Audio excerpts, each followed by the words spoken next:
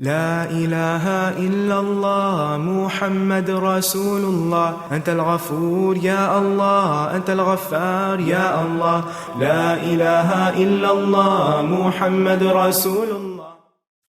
نحمده ونصلي على رسوله الكريم أما بعد فأعوذ بالله من الشيطان الرجيم بسم الله الرحمن الرحيم رب اشرح لي صدري ويسر لي أمري واحلل عقدة من لساني يفقهوا قولي.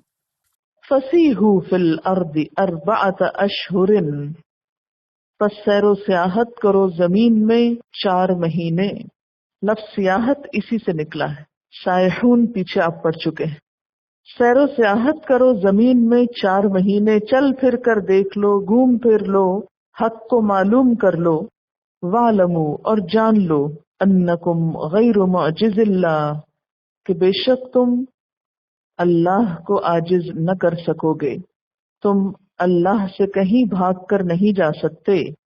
یہ مہلت اس لیے نہیں دی جا رہی تھی کہ ابھی تمہارے خلاف کارروائی نہیں ہو سکتی، اس لیے مسلمان تم کو 4 مہینے کا ٹائم دے رہے ہیں، بلکہ اس مہلت کا مقصد تمہاری بھلائی اور خیر خواہی ہے کہ جو شخص غور و فکر کر کے ادھر ادھر گھوم پھر کر حق کے بارے میں اچھی طرح سوچنا سمجھنا چاہے وہ سمجھ لے، جو توبہ کر کے مسلمان ہونا چاہے وہ مسلمان ہو جائے.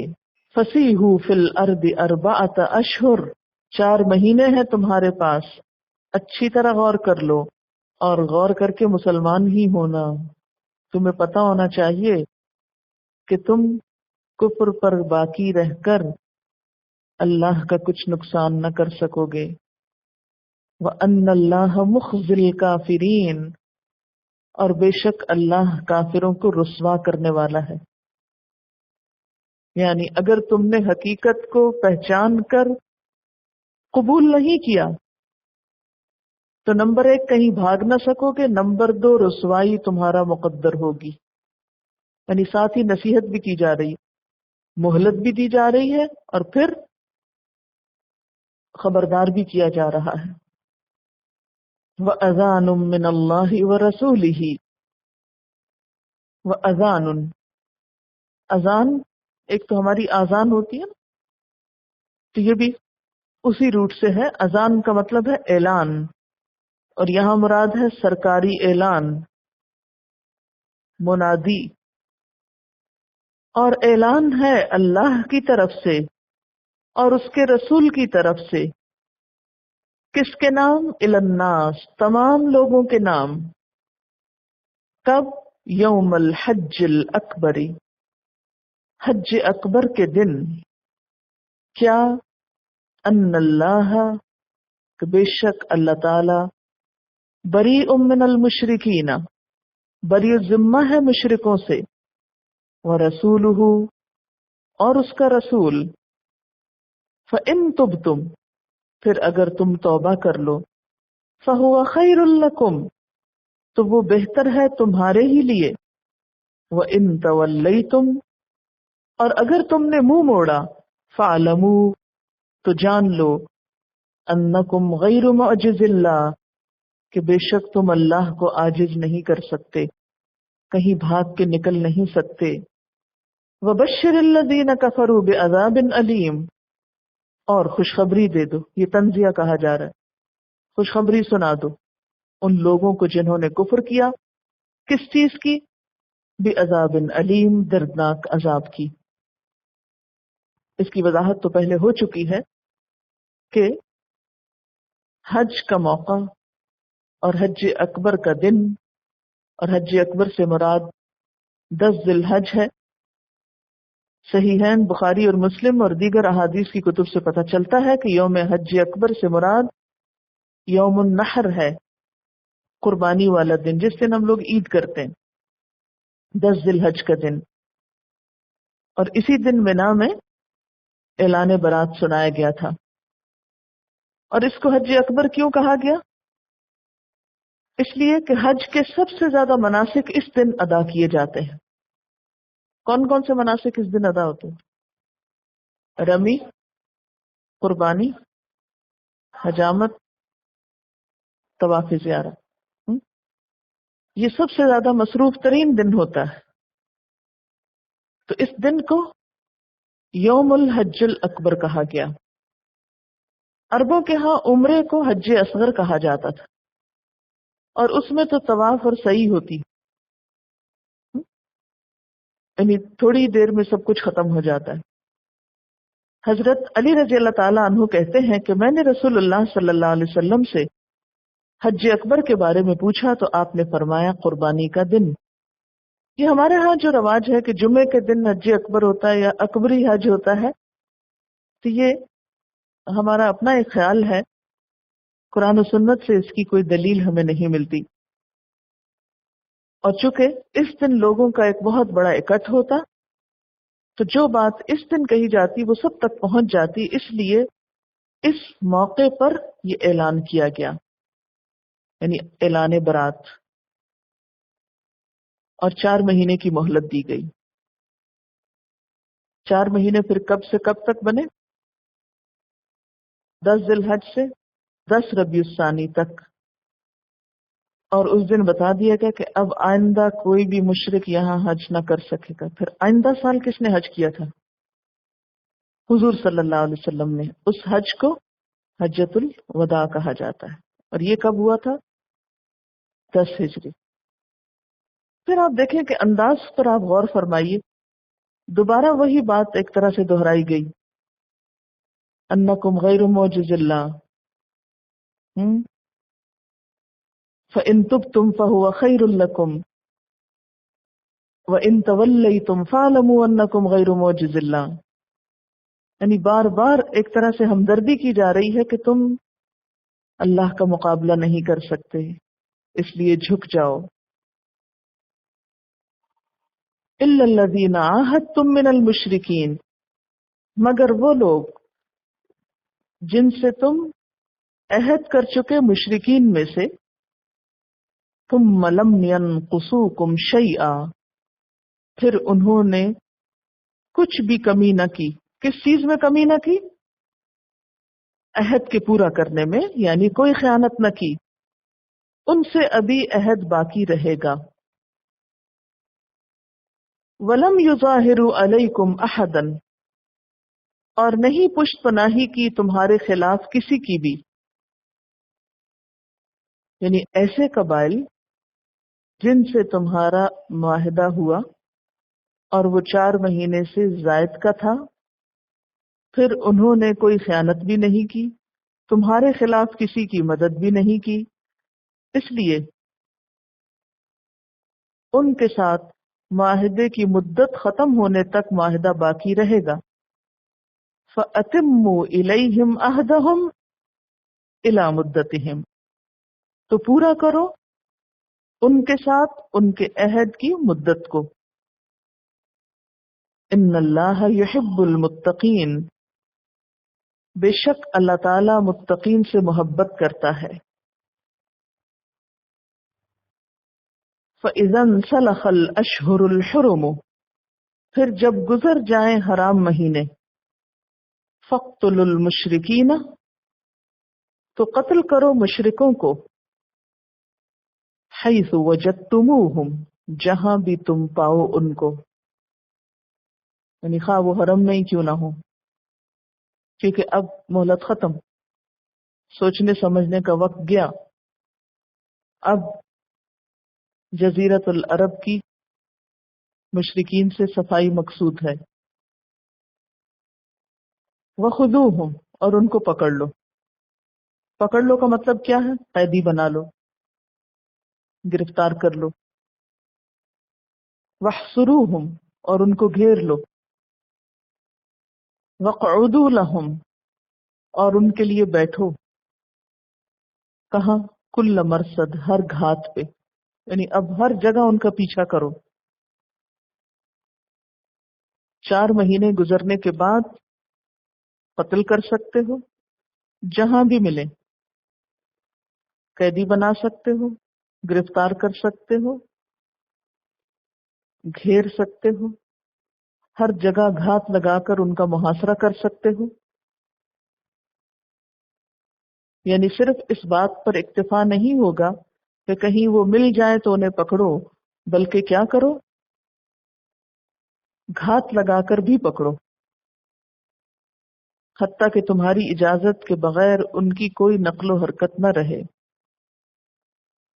اب آپ سوچ رہے ہوں گے کہ اتنی شدت، یہ شدت یک لخت نہیں ہوئی، اس کے پیچھے کئی سال کی آزادی تھی، سوچنے سمجھنے کی مہلت تھی، طرح طرح کے دلائل تھے، طرح طرح کی نشانیاں تھیں ان کے سامنے، معجزات تھے، انکار کی کوئی وجہ نظر نہ آتی تھی۔ اب کسی کا انکار محض ضد اور تعصب ہی تھا۔ اور ویسے بھی آپ دیکھیں کہ اس موقع پر ان کو یوں چھوڑ دیا جانا امن عامہ میں خلل کا ذریعہ بھی تھا، اور اس مقصد کی تکمیل کی راہ میں رکاوٹ ڈالنا تھا جس کے لیے اللہ تعالیٰ نے حضرت ابراہیم علیہ السلام کو مبعوث کیا یہاں پر، اور پھر حضور صلی اللہ علیہ وسلم کے ذریعے جس مشن کی تکمیل کرانا چاہی۔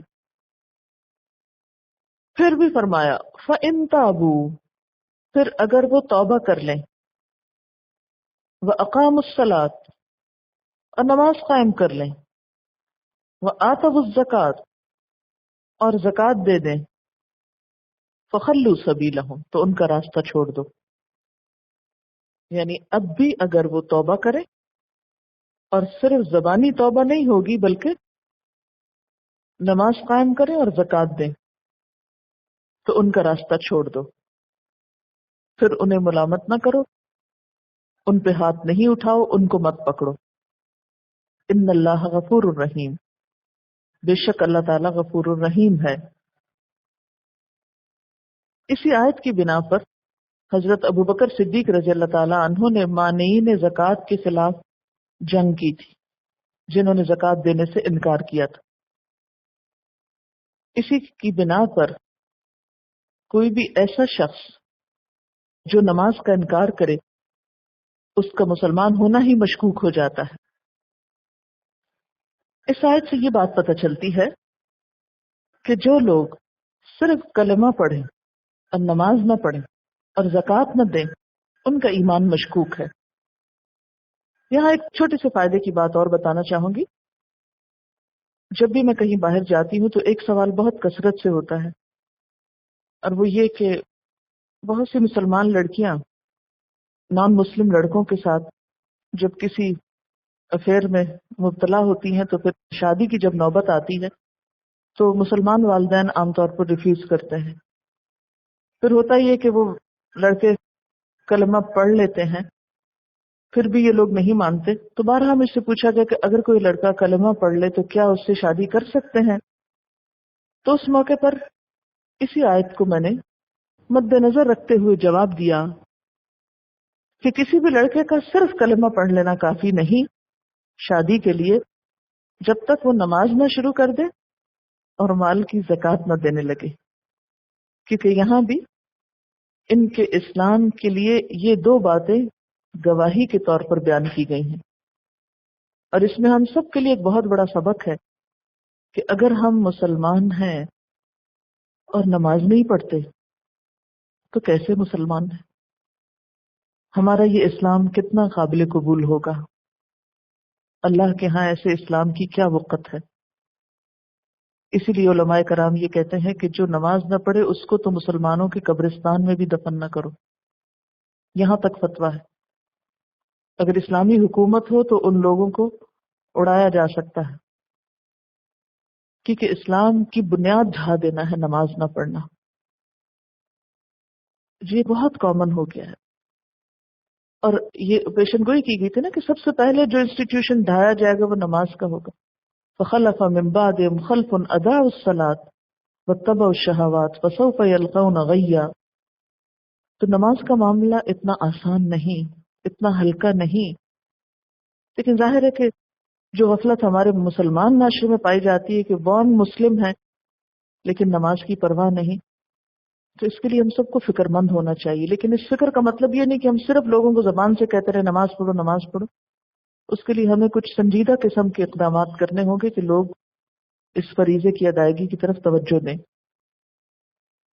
آج کے دور میں نماز پڑھنے والوں کو ایک انوکھی مخلوق سمجھا جاتا ہے.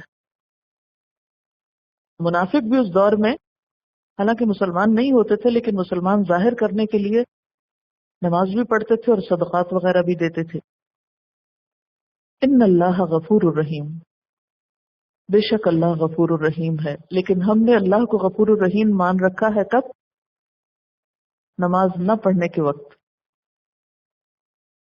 اور یہاں سے زکوٰۃ کی اہمیت کا بھی پتہ چلتا ہے، کیونکہ جو شخص اپنا جسم اور جان اللہ کے لیے قربان کر سکے، جسم کو تھکا سکے اور مال جیسی محبوب چیز کو اللہ کی راہ میں دے، تو اسی کا قول سچا ہو سکتا ہے. وَإِنْ أَحَدٌ مِّنَ الْمُشْرِكِينَ اسْتَجَارَكَ، اور اگر کوئی ایک مشرکوں میں سے آپ سے پناہ طلب کرے، یعنی آپ نے اس کو پکڑنا چاہا اور اس نے کہا مجھے ذرا سی مہلت اور دے دیجئے، پناہ دیجئے، فَأَجِرْهُ، تو اس کو پناہ دے دیجئے. حَتَّى يَسْمَعَ كَلَامَ اللَّهِ، یہاں تک کہ اللہ کا کلام سن لے. یعنی ابھی تک اس کو ہوش نہیں آیا، اس نے 4 مہینے بھی گنوا دیے. اب جب پکڑا جانے لگا تو اس نے کیا کیا؟ مجھے تھوڑی مہلت دے دے، میں اللہ کی کتاب سننا چاہتا ہوں. تو یہ نہیں کہو گے اس وقت کہ نہیں اب تک تم کہاں تھے، اب تو ہم تم کو ختم ہی کریں گے. اس کی یہ ریکویسٹ قبول کر لو.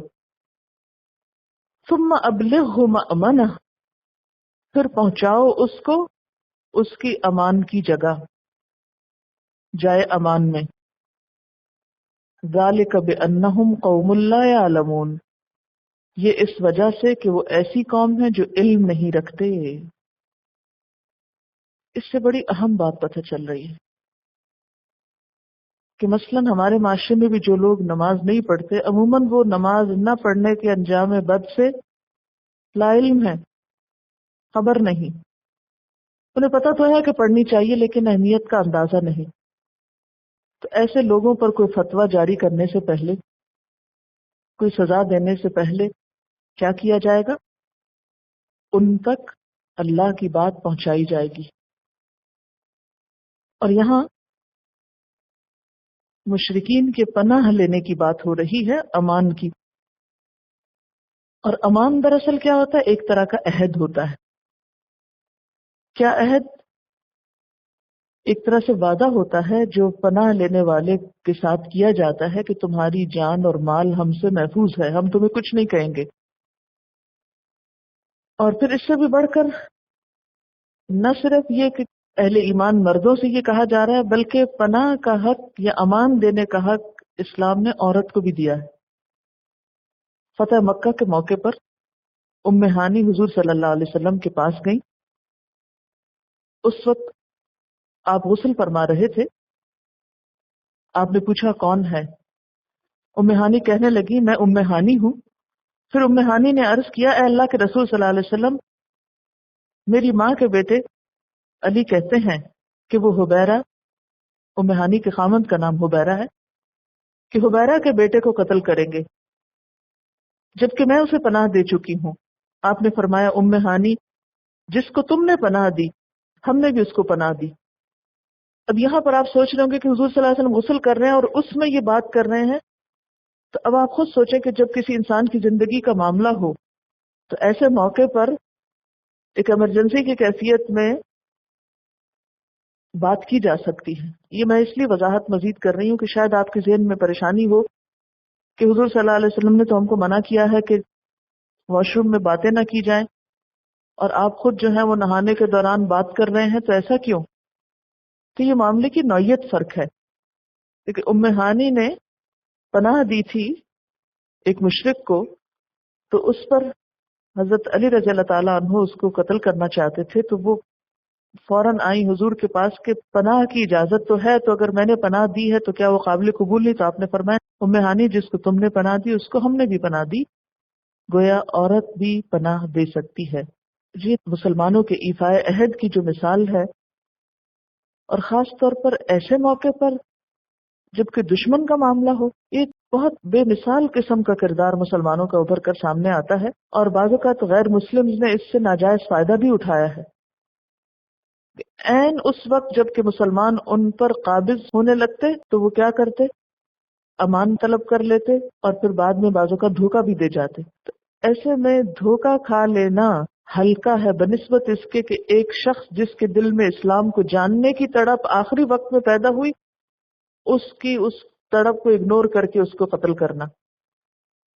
یہاں سے آپ دیکھیں کہ اسلام کا اصل مقصود کیا ہے کہ لوگوں کو آخری وقت تک سنبھلنے اور سمجھنے کا موقع دیا جائے، نہ کہ محض شک کی بنیاد پر اور کسی کی نیت کی خرابی کو ذہن میں رکھتے ہوئے ایسا معاملہ ان کے ساتھ کیا جائے جو مطلوب نہیں. وَإِنْ أَحَدٌ مِّنَ الْمُشْرِكِينَ اسْتَجَارَكَ فَأَجِرْهُ حَتَّى يَسْمَعَ كَلَامَ اللَّهِ ثُمَّ أَبْلِغْهُ مَأْمَنَهُ. اور پھر ایسے مشرک کو قتل کرنے کا حکم نہیں. مثلاً اگر اس نے سارا کلام سن لیا پھر بھی مسلمان نہیں ہوا، تو اب آپ یہ نہیں کہہ سکتے کہ تم نے تو اللہ کا کلام سننے کے لیے مہلت مانگی تھی اور تم چونکہ مانا نہیں اس لیے اب میں تم کو چھوڑوں گا نہیں اور ماروں گا نہیں. اب نہیں مار سکتے. اب اس کو اس کے گھر تک ٹھکانے تک پہنچاؤ اور پھر بعد میں دیکھا جائے گا کہ اس کے ساتھ کیا کیا جائے. ذالک بأنہم قوم لا یعلمون. یہ اس وجہ سے ہے کہ یہ لا علم لوگ ہیں، امی قوم ہے، عرصہ دراز سے شریعت اور نبوت اور رسالت سے بے خبر رہی ہے. اس لیے اس بات کی پاسبلٹی ہے کہ باوجود ساری کوشش کے ابھی بھی کوئی شخص لا علم رہ گیا ہو، اور ہم تھوڑی بہت کوششیں کر کے یہ سمجھتے ہیں کہ ہم نے پوری دنیا میں اسلام پھیلا دیا، اب جس کو چاہیں جا کے مار دیں. تو یہ طرز عمل درست نہیں ہے. اسلام نے آخری موقع اور آخری مرحلے تک اللہ کی بات پہنچانے کا حکم دیا ہے. حتیٰ کہ ایک شخص تمہارے ہاتھ میں بھی آ گیا، قابو میں بھی آ گیا، اگر اب بھی مرنے سے پہلے وہ کہتا ہے کہ مجھے مسلمان ہونا ہے تو تم مار نہیں سکتے. اس سے کیا بات پتہ چلتی ہے کہ یہ جو کہا جاتا ہے کہ اسلام تلوار کے زور سے پھیلا یا جبرن لوگوں کو مسلمان کیا گیا، تو یہ بات درست نہیں ہے. کیونکہ اس آیت سے یہ پتہ چلتا ہے کہ سننے کے بعد بھی اگر وہ نہیں مانتا تو تم اس پہ تلوار نہیں چلاؤ گے بلکہ اس کو اس کے گھر پہنچاؤ گے، اور پھر اس کو اپنی پناہ میں رکھنے کا اس لیے بھی حکم ہے کہ کوئی اور آ کے اس کو قتل نہ کر دے مسلمانوں میں سے. پھر فرمایا کیف یکون للمشرکین عہد. مشرکین کے لیے کوئی عہد ہو کیسے سکتا ہے؟ اب یہ جو کیفہ ہے نا، یہ اظہار تعجب کے لیے. کیف یکون للمشرکین عہد عند اللہ وعند رسولہ. ان مشرکین کے لیے اللہ اور اس کے رسول کے نزدیک کوئی عہد آخر کیسے ہو سکتا ہے؟ یعنی جب کہ ان کے اعمال اس قسم کے رہے ہیں. الا الذین عاہدتم عند المسجد الحرام. مگر جن سے تم نے عہد کیا مسجد حرام کے پاس. اور وہ کون تھے؟ بنو کنانہ، بنو دمرہ اور بنو خزاعہ. یہ 3 مشرک قبائل ہیں جو صلح حدیبیہ کے وقت مسلمانوں کے حلیف بنے تھے، اور جب اعلان برات ہوا تو ان کے معاہدے کی مدت ابھی باقی تھی. اس لیے اس آیت کی روح سے یہ اجازت دے دی گئی کہ کوئی مشرک جب تک اپنے عہد پر قائم ہے اس وقت تک تمہیں بھی عہد پر قائم رہنا ہے، اور اگر وہ عہد توڑ دے تو پھر تمہیں مخالفانہ کارروائی کی اجازت ہے. تو دوسرے الفاظ میں معاہدے کی خلاف ورزی کی ابتدا بہرحال تمہاری طرف سے نہیں ہونی چاہیے. اس میں استثناء ہے. الا الذین عاہدتم عند المسجد الحرام. بجز ان لوگوں کے جن سے تم نے مسجد حرام کے پاس معاہدہ کیا. مسجد حرام کا نام کیوں لیا جا رہا ہے؟ صلح حدیبیہ کی طرف اشارہ ہے. فَمَا اسْتَقَامُوا لَكُمْ فَاسْتَقِيمُوا لَهُمْ. تو جب تک وہ تمہارے ساتھ سیدھے رہے تم بھی ان کے ساتھ سیدھے رہو. اس کا کیا مطلب ہے؟ جب تک وہ عہد پورے کرے تم بھی کرو. ان اللہ یحب المتقین. بے شک اللہ متقی لوگوں کو پسند کرتا ہے. اب آپ دیکھیں یہ دوسری دفعہ آ رہا ہے. آیت 4 کے آخر میں بھی آیا ہے ان اللہ یحب المتقین. اب آیت 7 کے آخر میں بھی آ رہا ہے ان اللہ یحب المتقین. کیفہ، کس طرح؟ یعنی کس طرح عہد نبھایا جائے ان لوگوں کے ساتھ جن کے ساتھ اعلان برات کیا گیا ہے. یعنی اب یہ اعلان برات کا ایک طرح سے ریزن بتایا جا رہا ہے کہ عہد کیوں نہیں نبھایا گیا، اب ترک موالات کیوں کی گئی. اس لیے کہ وَإِن يَظْهَرُوا عَلَيْكُمْ، اگر وہ غلبہ پا جائیں تم پر، لَا يَرْقُبُوا فِيكُمْ إِلًّا وَلَا ذِمَّةً، نہ لحاظ کریں تمہارے معاملے میں کسی قرابت داری کا اور نہ معاہدے کا. ان قبائل سے معاہدہ کیوں توڑا جا رہا ہے؟ کیونکہ وہ خیانت کرتے ہیں اور رشتہ داریوں کا بھی پاس اور لحاظ نہیں رکھتے. آپ دیکھیں کہ جو معاشرتی تعلقات ہوتے ہیں ان کی بنیاد رشتہ رحم پر ہوتی اور اس کو علن کہا گیا، اور سیاسی روابط اس کی بنیاد ذمہ کے ساتھ ہوتی ہے، معاہدوں کے ساتھ ہوتی. فرمایا نہ تو یہ معاشرتی روابط کو نبھاتے ہیں اور نہ ہی سیاسی ذمہ داریوں کو پورا کرتے ہیں. لہذا ان لوگوں کے ساتھ معاہدے کیسے باقی رکھے جائیں؟ یہ تو وہ لوگ ہیں کہ اگر کہیں تم پر غلبہ پا جائیں تو یہ سب رشتہ داریاں بھول جائیں، سب معاہدے بھول جائیں. یردونکم بافواہہم، یہ راضی کرتے ہیں تم کو اپنے منہوں کے ساتھ. ان کے سارے وعدے معاہدے کیا ہیں؟ صرف زبانی کلامی. وَتَأْبَى قُلُوبُهُمْ، اور انکار کرتے ہیں دل ان کے دل نہیں مانتے. وَأَكْثَرُهُمْ فَاسِقُونَ، اور ان میں سے اکثریت فاسق ہے. فاسق کا کیا مطلب ہوتا ہے؟ پیچھے پڑ چکے نا، حد توڑنے والا. یہاں معاہدہ توڑنے والا مراد ہے. اشتروا بآیات اللہ ثمنا قلیلا، انہوں نے اللہ کی آیات کو تھوڑی قیمت میں بیچ ڈالا. فصدوا عن سبیلہ، پھر انہوں نے روکا اس کے راستے سے. کس کے راستے سے؟ اللہ کے راستے سے. انہم ساء ما کانوا یعملون، بے شک وہ کتنا برا ہے جو وہ کرتے ہیں.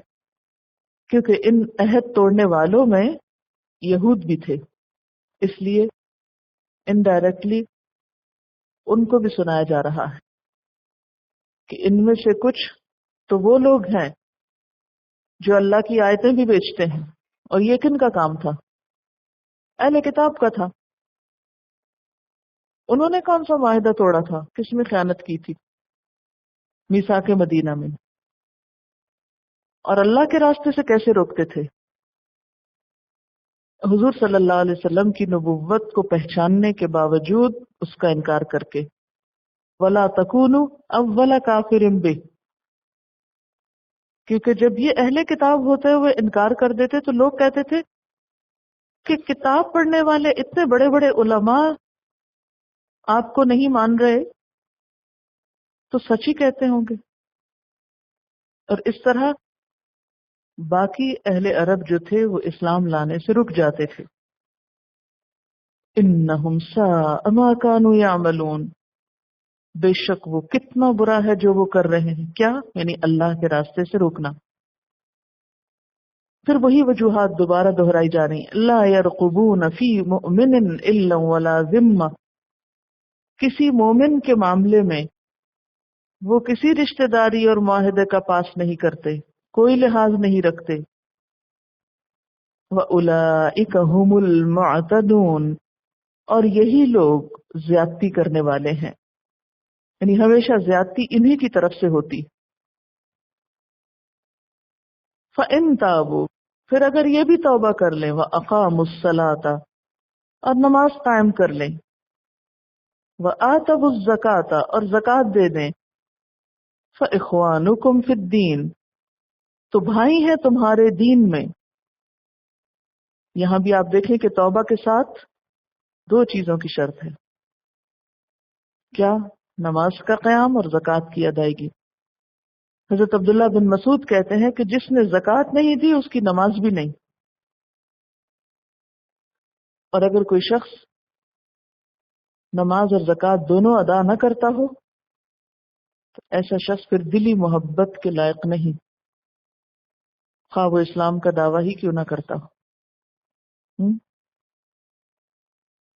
اس کو پھر سمجھانا ضروری ہے، اور سمجھانے کے بعد بھی اگر کوئی نہ سمجھے تو پھر انسان بے رخوئی کا مظاہرہ بھی کر سکتا ہے۔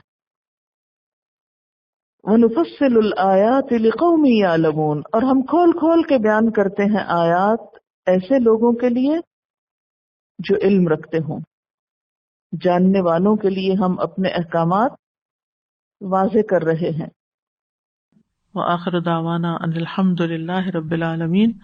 سبحانک اللہم وبحمدک، اشہد ان لا الہ الا انت، استغفرک واتوب الیک۔ السلام علیکم ورحمۃ اللہ وبرکاتہ۔